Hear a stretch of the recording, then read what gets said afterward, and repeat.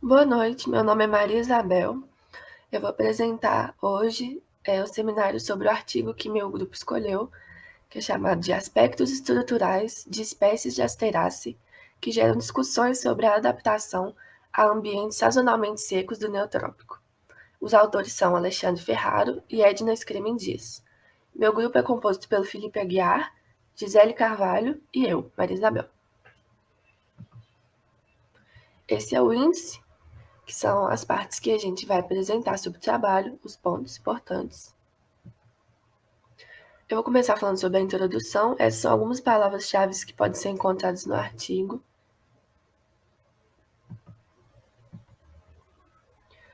Então, o estresse hídrico sazonal ele é muito comum nos ambientes áridos e semiáridos do Neotrópico, que é a região que foi estudada nesse artigo.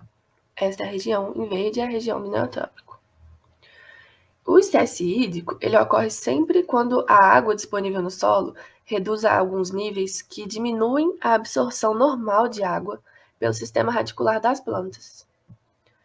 E esse estresse ele acaba determinando nas plantas alguns padrões ecológicos e evolutivos que resultam em um transporte de água eficiente e seguro, envolvendo variações relacionadas a comprimento, diâmetro, frequência dos vasos condutores, o tipo de placa de perfuração e mudanças também no parênquima axial e no radial, com estoque de substâncias. Esses padrões relacionados a tecidos em espécies herbáceas e de subarbustos, na maioria dos biomas é bem pouco conhecido. E algumas outras características também são afetadas, mas especialmente em espécies arbóreas, então não vai ser falado nesse trabalho aqui. E tem um desafio entre os anatomistas, que é saber, o principal desafio é determinar quais mudanças anatômicas são induzidas pelo ambiente e quais que são resultados de alterações genéticas. É uma informação que pode dar várias respostas que são muito importantes sobre a anatomia da planta e também dar uma interpretação sobre a adaptação das espécies ao seu ambiente. Muitas famílias de plantas elas têm espécies que são fenotipicamente similares, que habitam ambientes áridos e semiáridos, e aí acabam compartilhando convergências adaptativas para lidar com esse estresse hídrico sazonal. Nesse trabalho, o foco vai ser em espécies da família Asteraceae, porque as espécies da família Asteraceae, principalmente herbáceas e subarbustos, possuem várias características que são relacionadas à adaptação ao estresse hídrico. Dentre essas características, nós podemos citar o desenvolvimento de sistemas subterrâneos,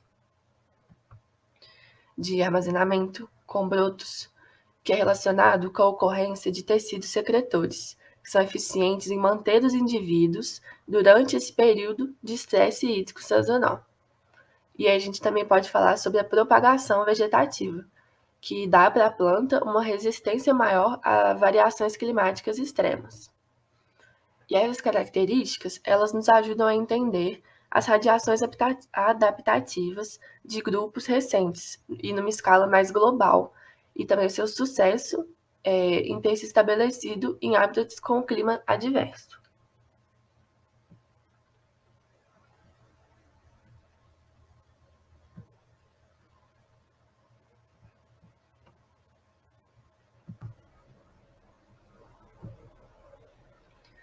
Um dos ambientes que é sazonalmente secos do Neotrópico e um dos mais extensos é a planície sedimentar do Chaco, que é um bioma brasileiro caracterizado por ser a maior floresta seca contínua semiárida. A proteção da biodiversidade desse ecossistema no Brasil é muito importante, por vários motivos, mas dentre eles, né, devido à sua distribuição restrita no país e também à sua especificidade floral. A vegetação do Chaco também possui várias estratégias para lidar com déficit de água durante meses.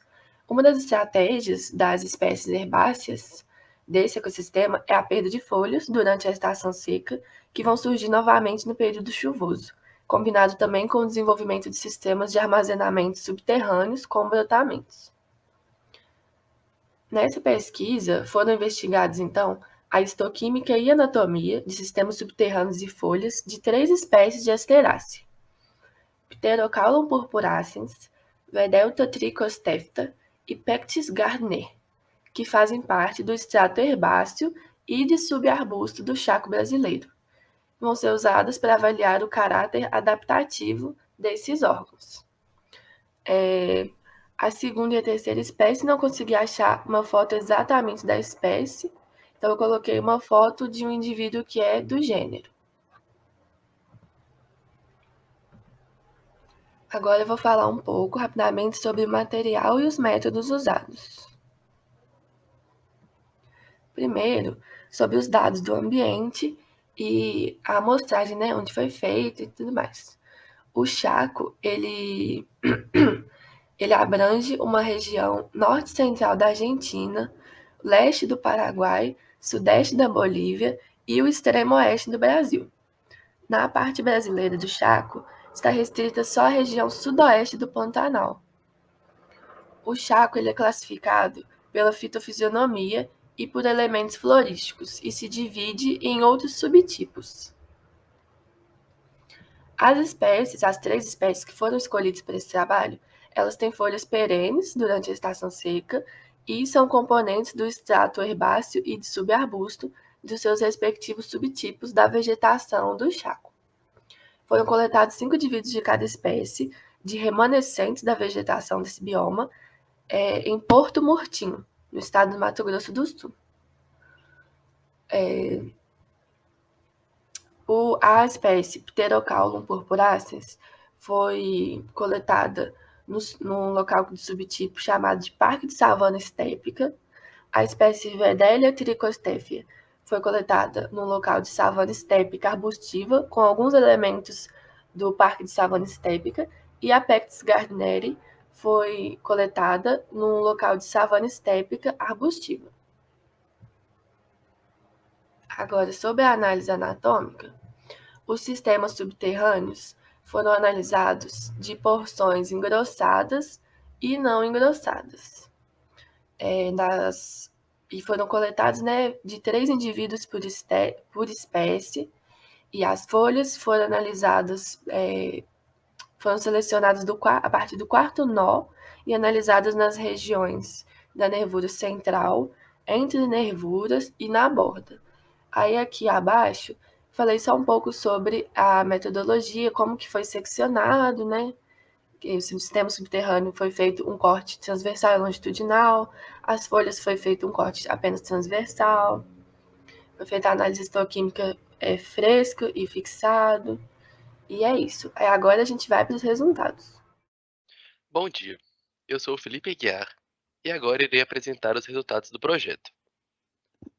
O tópico em questão foi utilizado para abordar as características referentes à adaptação para melhor armazenamento e captação de água em cada espécie.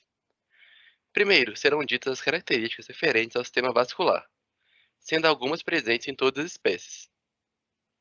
A periderme das 3 espécies consiste em 4 a 7 camadas de células que variam em forma de retângulos cúbicos a achatados. O parênquima cortical ocupa uma extensão curta e compreende principalmente células de formato regular, com divisões pericilineais nas camadas mais próximas da periderme em todas as espécies. O floema secundário apresenta células condutoras com lumen reduzido, flanqueado por células volumosas do parênquima radial, com paredes menos espessadas, algumas das quais evidentemente são aquíferas, funcionando como reservatório de água. Inicialmente, iremos falar sobre o Edelia trichostefia, uma espécie que possui xilopódios levemente espessados, raízes laterais não espessadas e brotos auto-enxertados, armazenamento de lipídios na periderme, presença de esclereídes isoladas e ou agrupadas de ocorrência aleatória com fibras, presença de canais secretores compostos por uma camada de células epiteliais que circundam o lúmen, xilema secundário bem desenvolvido com arranjo radial de vasos e células volumosas que armazenam água presentes principalmente em cortes longitudinais dos raios vasculares multisseriados. Em Pterocalum purpurascens, observamos xilopódios levemente espessados, raízes laterais não espessadas e brotos auto-enxertados também. Presença de armazenamentos de mucilagem e compostos fenólicos em raios vasculares e células de campo vascular. Parênquima cortical, com arênquima esquizogênico, um aglomerado de fibras esclereídeas nas camadas internas, um sistema subterrâneo com canais secretores compostos por uma camada de células epiteliais que circundam o lúmen e o xilema secundário bem desenvolvido, com arranjo radial de vasos. Por último, em Pectis gardneri, essa espécie possui raízes tuberosas levemente espessadas, a presença de parênquima de armazenamento intercalado com células do parênquima altamente lignificadas do xilema secundário, o xilema secundário com arranjo difuso, a periderme com armazenamento fenólico e lipídico, sequências longitudinais de células com paredes altamente espessadas formadas por protuberâncias globulares na periderme e presenças de células contendo grãos de amido, que ocorrem nas camadas externas do parênquima cortical. Em seguida, foram abordadas as características das folhas, sendo elas as compartilhadas, a presença de folhas perenes com morfologia variável no mesmo indivíduo, os cortes transversais das 3 espécies que mostram uma epiderme uniceriada com células justapostas do tamanho irregulares, que geralmente são elípticas e com pouca variação de tamanho e forma.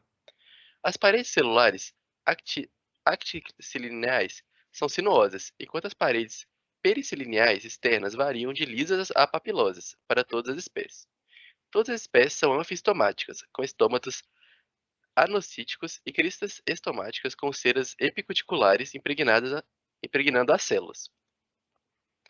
Em Wedelia trichostéfia, observamos a presença de folhas dorsiventrais, com mesofilo heterogêneo e bordas levemente curvas. A nervura central possui colênquima angular, com feixes vasculares colaterais, que no colênquima possui extensões da bainha, e também células volumosas com paredes actilineais finas e formato regular.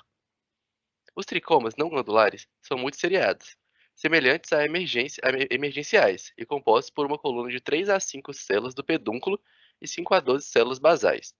Estrias epicuticulares são visíveis. Em Pterocaulum purpurascens, observamos folhas dorsiventrais, com mesofílios heterogêneo e bordas levemente curvas. Células guardas estomáticas estão posicionadas acima das outras células epidérmicas, na superfície abaxial. A nervura central possui colênquima angular subjacente à epiderme adaxial, com feixes vasculares colaterais circundados por uma bainha lignificada.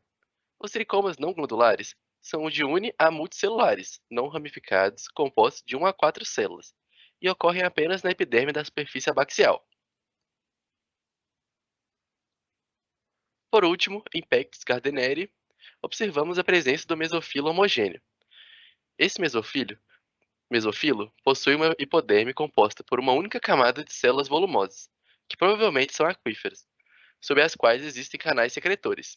Apresenta parênquima palissático com disposição concêntrica em torno dos feixes vasculares, denominada anatomia tipo Kranz, com distribuição irregular. Na base das folhas estão presentes de 2 a 3 pares de cerdas, formadas basicamente por células epidérmicas lignificadas com ocorrência peculiar de estômatos. As estrias epicuticulares são visíveis. Boa noite, meu nome é Gisele, a minha parte é a discussão sobre o trabalho. Vou começar falando sobre o sistema subterrâneo das espécies Purpuraceae trichostefia. Pela classificação do sistema subterrâneo, eles possuem xilopódios, que são baseados na ocorrência de ramos caulinares auto-enxertados e têm características guemíferas e a ausência de parênquimas celulares no armazenamento de componentes dos xilemas. Isso tudo facilitam a rebrota e restabelecimento após perturbação através da atividade de brotação. Possui também desenvolvimento de genes que garantem persistência após distúrbio estacional e propagação vegetativa. A classificação do sistema subterrâneo da espécie Gardneri, as raízes são tuberosas, com base na presença de parênquima celular de armazenamento distribuído por todo o xilema secundário. Isso fornece principalmente armazenamento eficiente de água e frutanos, que são açúcares que estão envolvidos na distribuição de energia para os órgãos aéreos entre o período de dormência e floração. Possuem características de resistência à seca, armazenam células intercaladas e parênquimas nignificados no xilema secundário do seu sistema subterrâneo. Além de regular e mobilizar compostos inorgânicos, algumas estratégias funcionam diretamente na defesa da planta. Então, possuem algumas estratégias de defesa nessas espécies, como tricomas glandulares da espécie Trichosterphia. Compostos fenólicos pode-se ver na periderme de Gardneri, que são resistentes à degradação e dissecação. Possuem também, nessa espécie, células hipertrofiadas na periderme, que são resultantes da externa diferenciação celular em resposta ao estresse térmico. Promovem isolamento térmico para que essas células que estão cheias de ar previnem a invasão de patógenos e dissecação dos tecidos devido ao espaçamento da parede suberizada.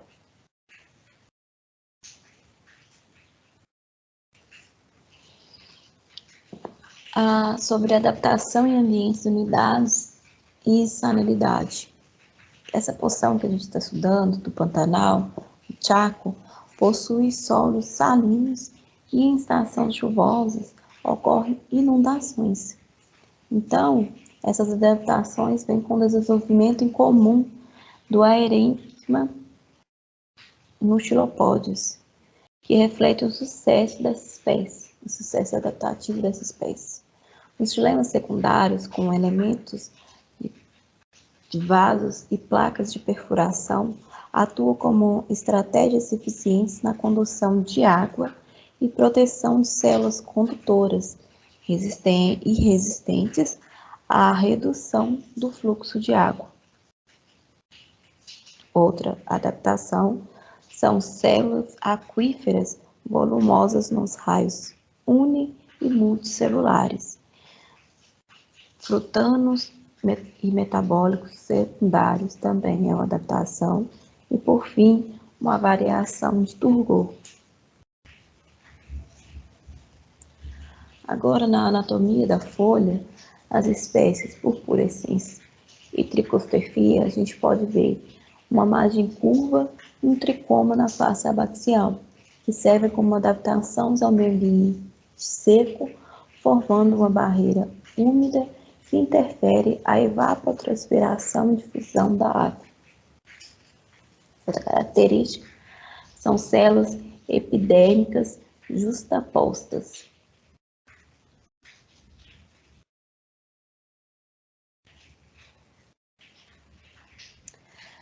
Outra característica das folhas são cristas estomáticas, estrias e ceras epicuticulares, que são importantes para o sucesso neste ambiente sazonal seco, pois o aumento de fluxo de água para a epiderme dificulta a difusão de água e soluto através da cutícula. As espécies purpurescentes se tem anfiostemático e bainha lignificada. Na redução da taxa de respiração de fotossíntese, para que isso ocorra, se tem grandes câmeras subestomáticas que estabelecem um gradiente de difusão superficial entre o clorênquima e o meio ambiente. Outra forma de reduzir isso é a estrutura do tipo Kranze, que maximiza a fotossíntese sob luz intensa. assim como os tricomas e as cerdas. Por fim, é isso o trabalho.